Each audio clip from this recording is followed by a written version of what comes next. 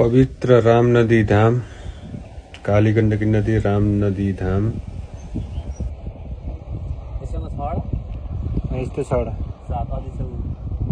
आइसकेको छ कि एक बित्तामा हातमा छ।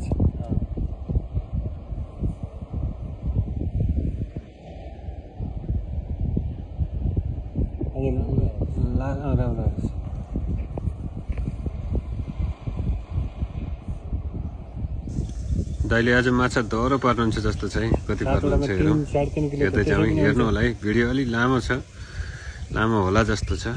हेरौँ है, माछा त कति झिकै हुनुहुन्छ।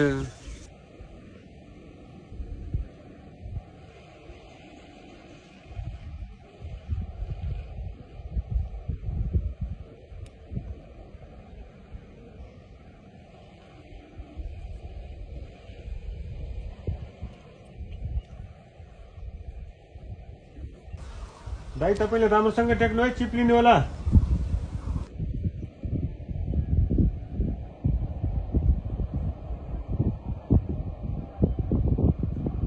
फेरि अर्को आयो माछा। त्यो लास्ट बोतल लास्ट हो हैन?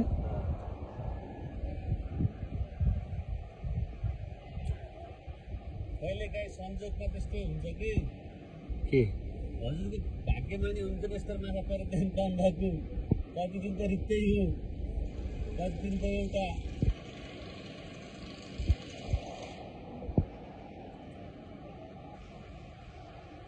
हो क्या।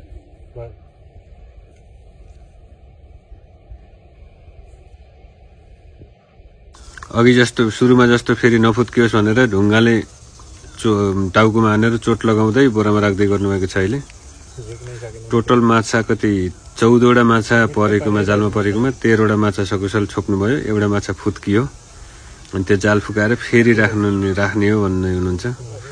13वटा माछा पार्नुभयो। एउटा माछा चाहिँ लगभग आधा किलोको आसपासमा छ, तलमाथि आधा किलो, कोही धेरै होला कोही थोरै होला। अनि राम्रो परेको रहेछ भन्दै हुनुहुन्छ यहाँ मसँग भएको दाइले। यहाँ पनि यतापट्टि पाल्पापट्टि यहाँ दाइले चाहिँ जाल राख्नुभएको छ। अघि 3टा परेको थियो, उहाँको धेरै परेन। यो साइड चाहिँ भौँरो पर्ने साइड ऊ तल। अनि यता पारिपट्टि चाहिँ यो स्याङ्जा भयो, स्याङ्जा गुरुकुल, यो रामदी गुरुकुल। त्यसपछि यो पुल, पल्लो पुल पुरानो र वल्लो नयाँ बन्दै गरेको पुल।